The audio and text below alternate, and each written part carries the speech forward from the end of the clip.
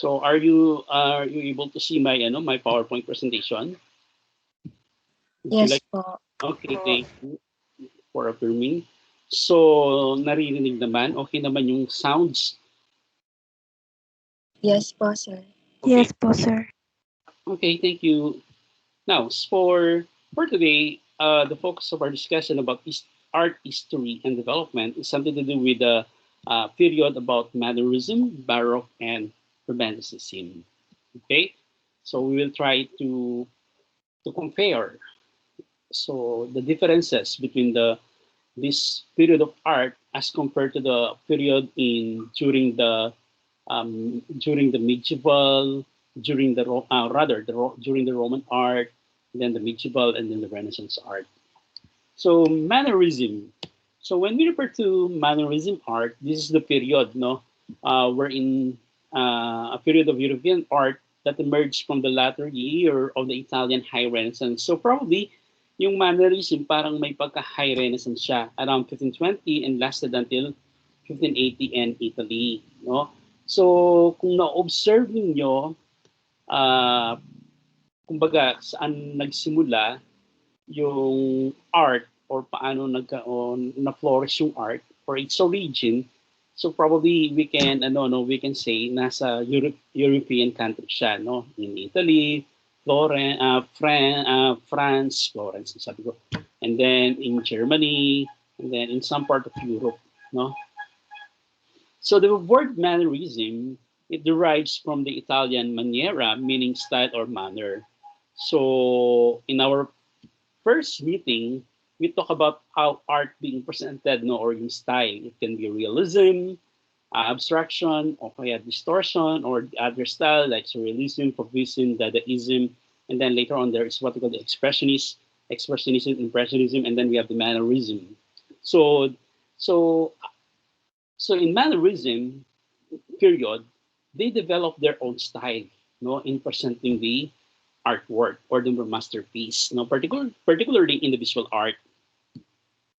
And among the prominent people were in somehow known as Mannerist artists or visual artists. We have Andr del Sarto, Acopo da Tormo, and Rosso Fiorentino as the early Florentian Mannerists. So kung na-observe niyo, three personalities, no, these three personalities are some of the student of uh, Pralipolifi, no, the friar's painter, no. And of course, Michelangelo, no, during the Renaissance period, was considered as the great creative exponent of Mannerism. So kung titingnan natin, the Mannerist artists or the Mannerist visual artists are somehow, they are similar or parang ano sila, no, anong tawag dito? They are the product of what we call the Italian High Renaissance art, no, particularly under the influence of Michelangelo, no. Okay, I'm Michelangelo Buonarroti. So moving on.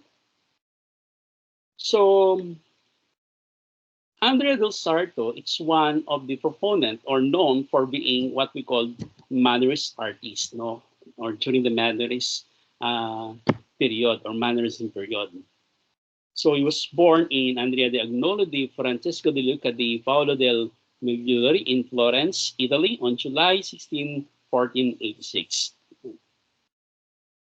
Of course, he was considered as an Italian painter from Florence, because he was born in Florence, whose career flourished during the High Renaissance and early Mannerism. So parang nasa transition siya, no, si Andr del Sarto.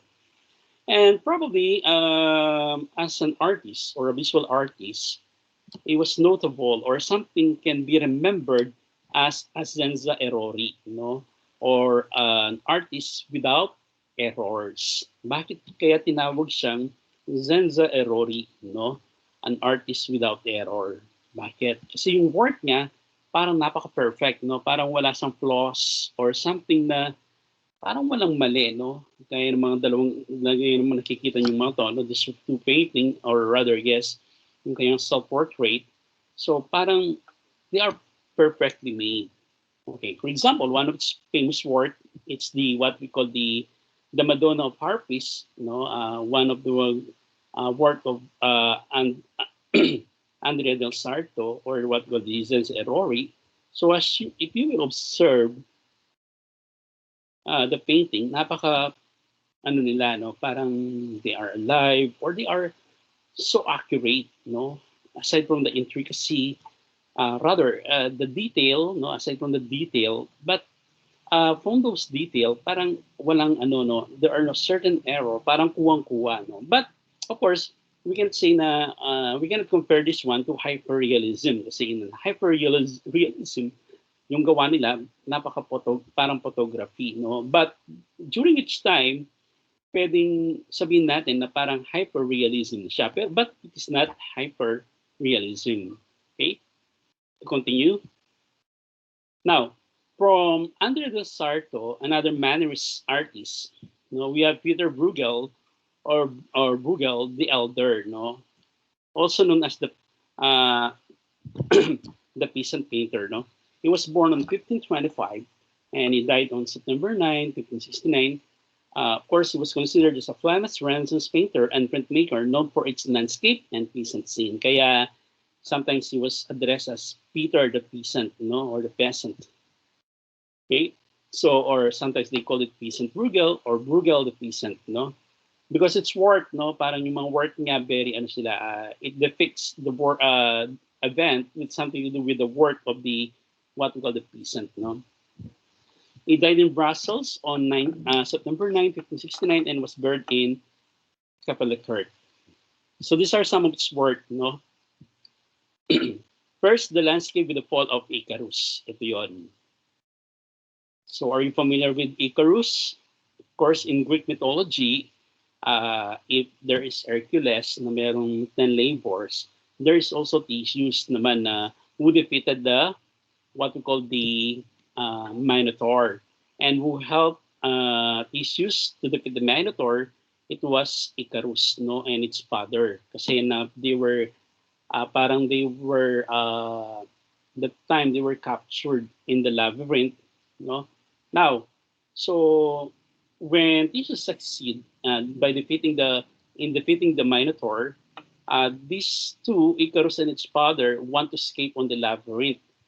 So its father, since if you are familiar with the labyrinth, no, parang napakasalimuot nun, hindi ka makaalis. So what he did, he made a wings made of wax, no?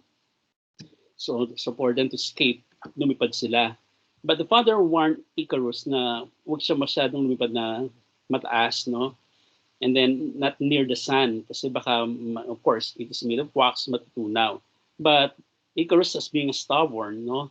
And siguro nag-enjoy siya lumilipad, yun, nakalimutan niya yung ano ng father niya, yung reminder niya sa kanya o na sinasabi niya na huwag siya ano. So what happened? So Icarus wings melt because they are made of wax and then it fall, no? It fell, no? So that's why in one of the work of Peter Bruegel, no, or the peasant painter, it's yun nga yung the fall of Icarus or the landscape with the fall of Icarus, this one. Kaya nga tinawag siyang very known sa landscape, di ba? Now, another famous work niya, it's The Triumph of Death, itong isang ito. This one is found in Museo del Prado, Madrid. Do you know this Triumph of Death? He created this one in around 1562. But this Triumph of Death, it depicts true event, no? So we can say this is a realistic, no, or realism, true event that occurred in the 14th century. Ano ba yun? So kung ngayon meron tayong tinatawag na COVID-19 pandemic, that time they have also what we call pandemic. And that is referring to the bubonic plague or the Black Death. Wherein in the 14th century, the first bubonic pandemic or bubonic plague or what we call the Black Death, 60% of the population of Europe so somehow died, no? Or kumbaga parang yung nasa Italy nangyari, di ba? Maraming namatay, parang naulit lang during the COVID-19. So ganun din nangyari nung 14th century, 60% of the population of Europe decreased because of that, because of the Black Death or what we call the bubonic plague, no? But This bubonic plague did not only last for 14th century, and then in the 16th century, yung second bubonic plague or what we call the pandemic, and then meron pa siyang meron tayong sasabihin na third wave or third pandemic, and one of those being affected it's what we call yung China naman, no? So parang naulit din yung sa COVID-19 in China, there are 100,000 people died during that time, no? And that is in the what we call in the 18th century, no? But of course, later on nawala din 'yan. So parang if you would recall our history somehow or this painting, no, kung nandiyan man 'yan, siguro the people who are been seen here, so somehow this painting can give them hope, no? Parang nung palang ganito pala yung nangyari during that time. So in our present time, ito nangyayari ngayon, this is the pandemic, no, mawawala din pala or somehow human can survive this this kind of trials or this kind of difficulty that we have. So the triumph of death. Okay, do you know this painting, the triumph of death, our own national hero Dr. Rizal had a version of this one. Meron siyang version, kaya lang hindi sa painting, it's more of a sculpture. Okay, so dalawang version niya, the triumph of death, and then the other version, it's the the triumph of science over death, which somehow Dr. Rizal somehow also in sculpture, he also showed that we can overcome this what we call difficult situation that we have, or yung parang scenario ito, parang yun ang sinasabi niya. Okay, so to continue, so that is for your personal information or FYI, no? Now the third work of Peter Bruegel, it's the Tower of Babel. He created this one in 1563. Now it can be found in Kunsthistorisches Museum in Vienna. It's an oil on board, no, not oil on canvas. So this one. So in our first meeting, I think I give this one as an example, no, as a medium of art because he used encaustic, no. Encaustic used what we call wax, no. And are you familiar with the Tower of Babel? Maybe this is a biblical story, di ba? And we can also we can also cite this one why we have different language, no? Kumbaga kung bakit you are asking why we have different languages, so probably you can read this chapter in the Bible, the Tower of Babel, no? Wherein in the Tower of Babel before human being have only common language or one language, but since they understand each other, they are united. What they did, they want to reach God, so that's why they built the Tower of Babel.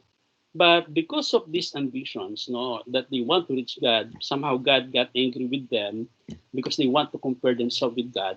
So what he did, God instantly in a snap, these people with similar language, instantly their language became different. So kaya nagkaroon ng iba't ibang language. No? If we will account this one for what we call yung Tower of Babel, no?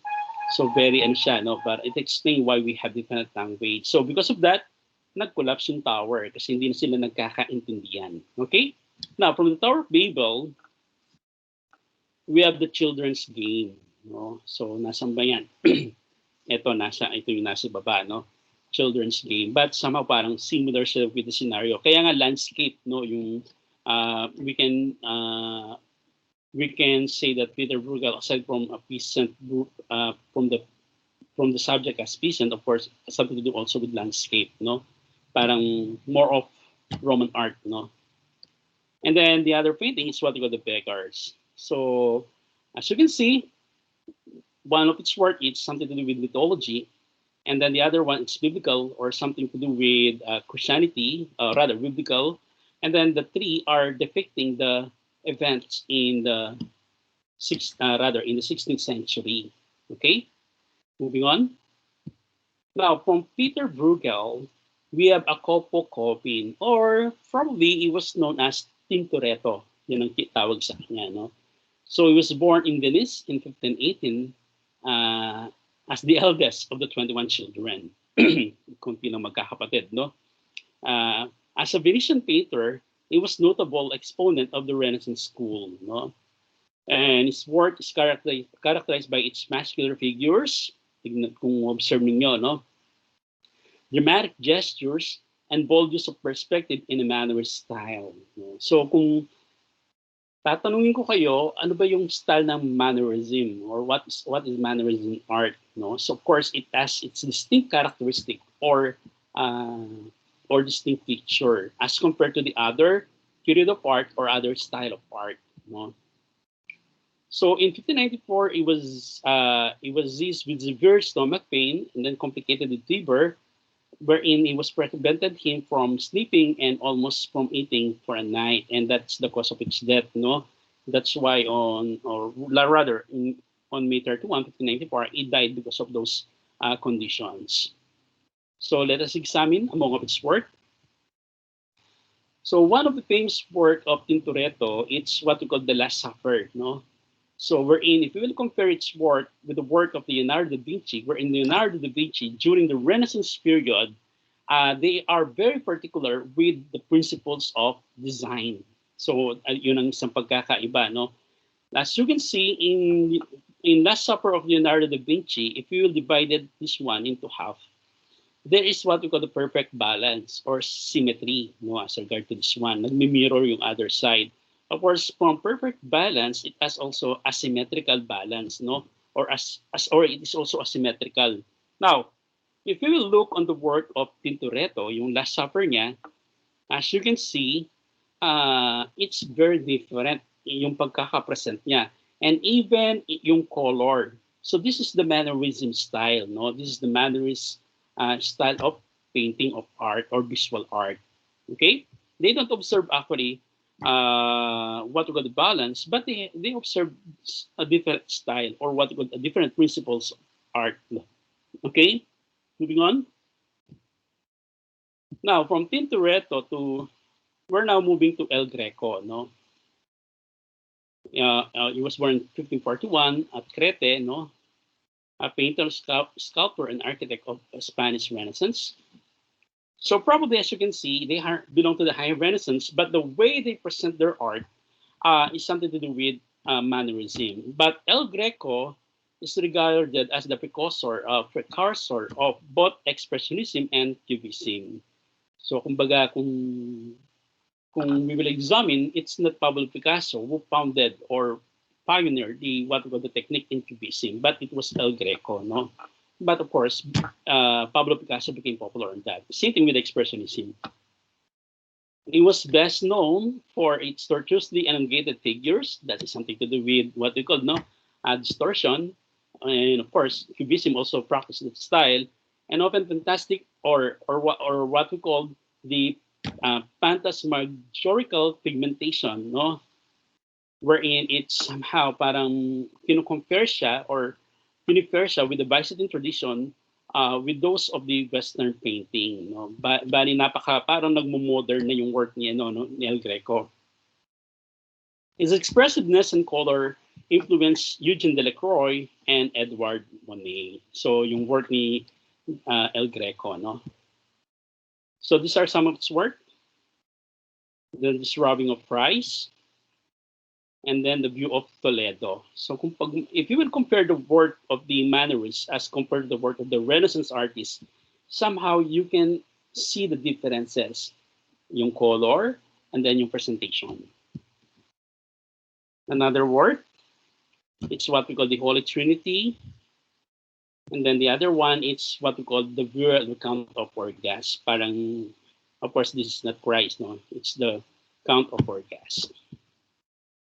And then we have Eugene Delacroix or Ferdinand Victor Eugene Delacroix, a French painter, no? Born on April 26, 1798. He died on August 13, 1863. He was born on Charenton, no? At Saint Maurice, kay Baldermani in France near Paris. He was considered as French Romantic artist, regarded from the outset of his career as the leader of the French Romantic anarchy. So El Greco, it's the last artist for Mannerism. Rather, now we have moving on the what we call the Romanticism, no, or Mannerism art, and considered here we have Eugene Delacroix, no, wherein Delacroix used expressive brushstroke and his study of the optical effect of color profoundly shaped the work of the Impressionism. So pwedeng, kumbaga, binibase yung, if we will talk about the modern art, particularly Impressionism, pwedeng sabihin natin, they originated from the work of Eugene Delacroix, no? Eugene Delacroix died in Paris, France, and was buried in the Pierre Lachaise cemetery. So these are the famous work, no? One is the Massacre at Kiev, found in the Ver 1824. And then, of course, ito yung parang very, ano niya, no, parang showing what we call its passion about liberty, no, or what we call about being not gender bias, no. So its famous work to yung Liberty Leading the People in 1830. This is talk about the French Revolution, no. If you read the module, it has been detailed there kung ano yung kwento about liberty. Okay?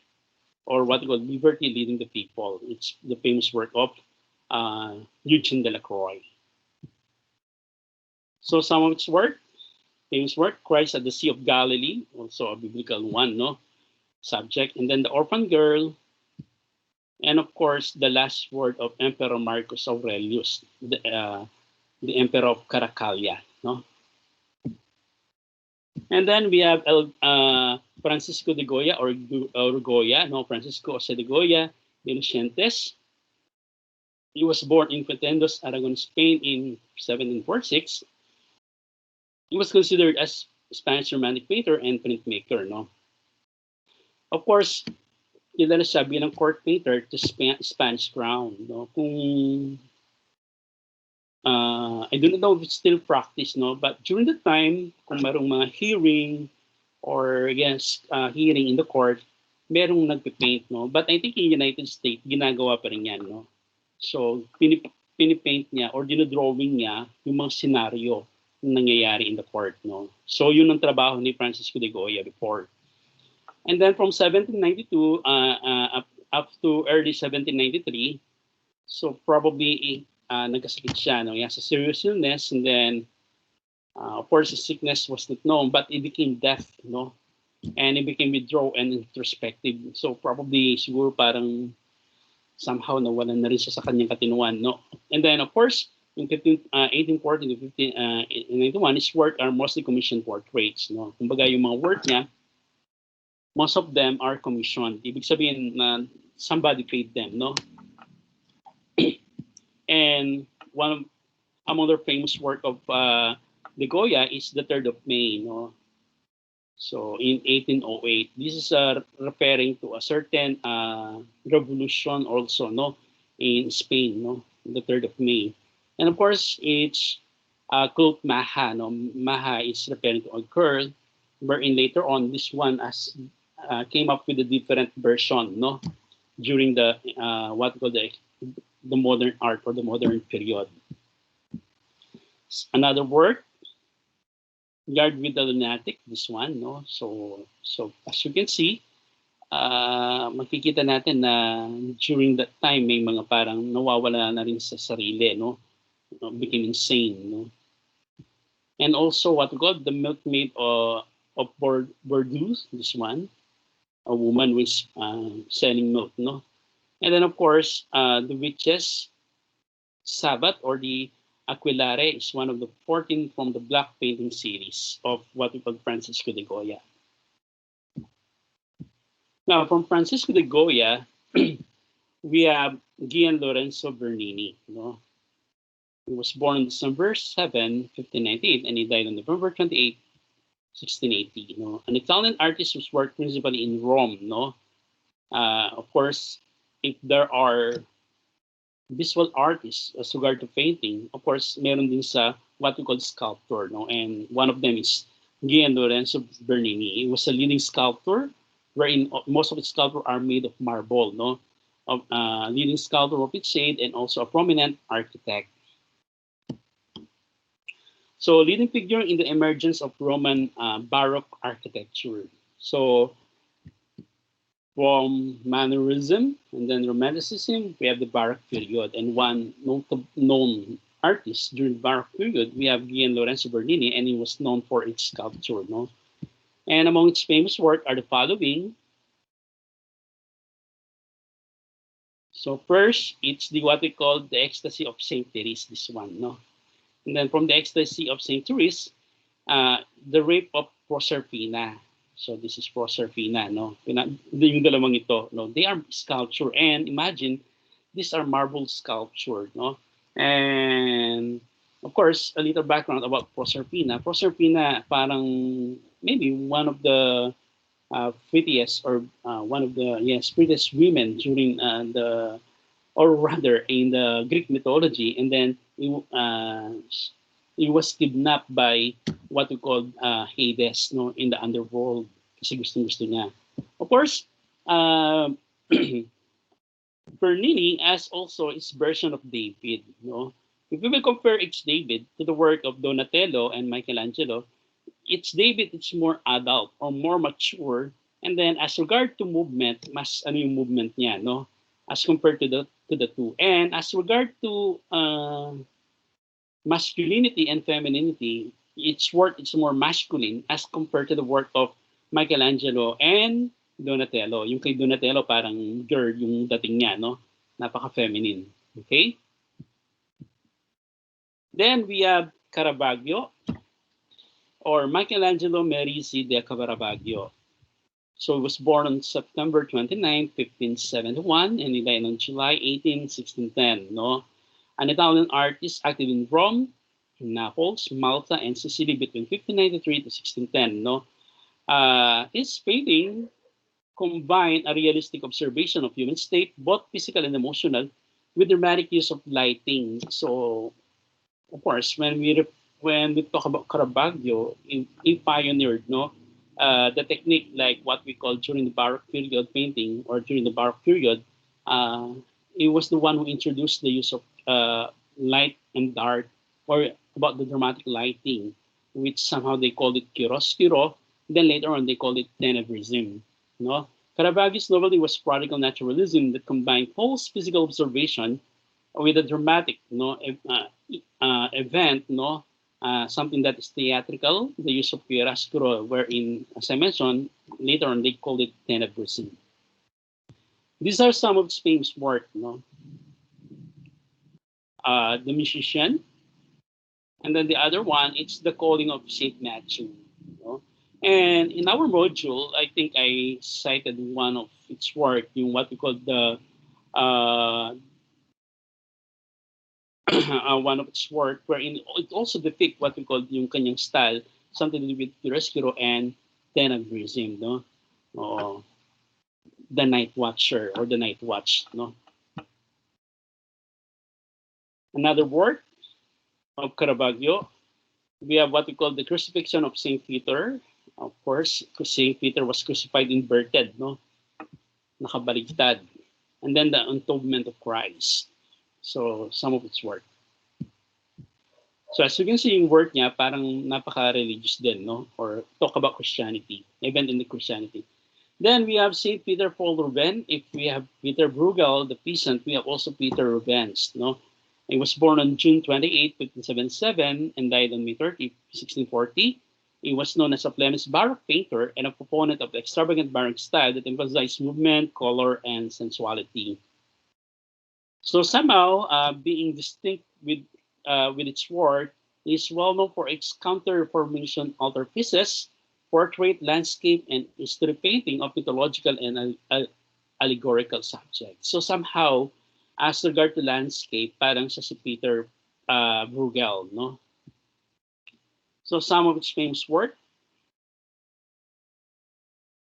So we have what we call yung Prometheus Bound, this one, And then what we call the three graces, which is referring to the three goddesses, like Athena, Hera, and Aphrodite, or Aphrodite. And then they have the face of Venus. So all of these are something to do with Greek and Roman mythology. And this one, the Prometheus Bound. Are you familiar with Prometheus? Mario, who is Prometheus, actually one of uh, gods during the what in the Greek mythology, and parang friend siya ni Zeus, kaya lang nagalit si Zeus sa kanya because he stole, no? Kinuha yung fire and he gave this fire to the human being. Actually, that is symbolical. But the reality is the one who taught the human being, no, yung mga tao na magkaroon ng sariling pag-iisip, no? Kaya nagalit si Jesus sa kanya. And then yung punishment niya, merong vulture na kinakain yung kanyang liver. And then endless yung punishment niya, no. Kapag nakain ng vulture yung hindi siya mamamatay, then yung liver niya, then tutubo ulit, then kakainin ulit. Ganun nangyari. Of course, this one something to do with the three graces. It has something to do also with the trial of Paris, no, wherein one of his work yun, no, or the Judgement of Paris. So these are the three graces, no. So the Judgement of Paris, it depict in a Greek mythology, no, in the story, it's something to do with it started when Ares was not invited, no, during the wedding of the parent of Achilles. So what he did, parang nagalit siya, he created a golden apple and then written the golden apple, who is the fairest among them all, or something, other version, pinakamaganda, parang ganon. And then these three goddess who are very near to Zeus, si Hera, Athena, and Aphrodite, somehow approach Zeus, no, to ask him kung sino nga sa kanila yung, let's say, pinakamaganda or pinakamagaling or pinaka-fair something, no. Of course, Zeus refused to answer that. Kasi pag sinabi niya si Athena, magagalit si Hera at si Aphrodite. Pag sinabi niya si Hera, magagalit si Athena. So what he did, he brought them, no, pinadala yung tatlong goddess nito kay Paris. Kasi Paris naman, nung pinanganak, merong prophecy that he will bring tragedy or in Troy, no, or magdadala siya ng kagulong sa Troy, which somehow happened, no. Of course, to cut the story, nung pumunta sila kay Paris, of course, pinili ni Paris ay si Athena. And then yung reward, give them the yung pinakamaganda, no, the prettiest woman in Greece, no, and that is Helen. Kaya there is what the story of the Helen of Troy. Okay? So if we'll sum up, so Mannerism period, no, or the Mannerism art that exists in 16th century, no, and probably these are referring to the Italian art. And prominent artists, we have Andr del Sarto, Jacopo de Pontormo or Tinturetto, and then Michelangelo Buonarroti as the proponent, no. Of course, we have El Greco and somehow, no. So Mannerism is characterized by unusual effect of scale, lighting, and perspective, and the use of bright, often lurid colors. Ito yung distinct sa mga Mannerist artists. While the Baroque period, no, the Baroque arts exists during the 17th and 18th century art. And among the prominent artists, we have Leonardo Bernini, Michelangelo di Caravaggio, and Peter Paul Ruben, the last one, no? And their work is characterized by highly ornate detail and extravagant style. And of course, introducing chiaroscuro and Mannerism became known for this period, particularly kay Caravaggio, no? Michelangelo di Caravaggio. And the Romanticism period, it is actually, the beginning or something, the transition, no, period from Romanticism now moving to modern art, no. It's considered as the 18th century art, and non-romantic artists, no, we have Eugene Delacroix and Francisco de Goya. One is a French national, the other one is a Spanish national, no. Of course, Romanticism is characterized by enlightenment, no, parang why it is enlightenment, like the work of Eugene Delacroix, wherein he showed that it is not only men who can do something, but also women has also the capacity, like yung work niya, yung liberty leading the people, no, during the French Revolution, wherein the Romanticism, it's emphasized inspiration, like the work of Eugene Delacroix, emphasize inspiration, and of course some subjectivity, and the primacy of an individual, often concentrated, no, or rather, sorry, often contrasted with classicism. Okay, kasi yung classicism, in-emphasize niya, it's something to do the aesthetic of human being, no? So those are the different period during the 16th to 18th century before the modern art. No, we have Mannerism, Baroque, Romanticism. So I think this is the end. This is our references. That's the end of our discussion for this. Okay.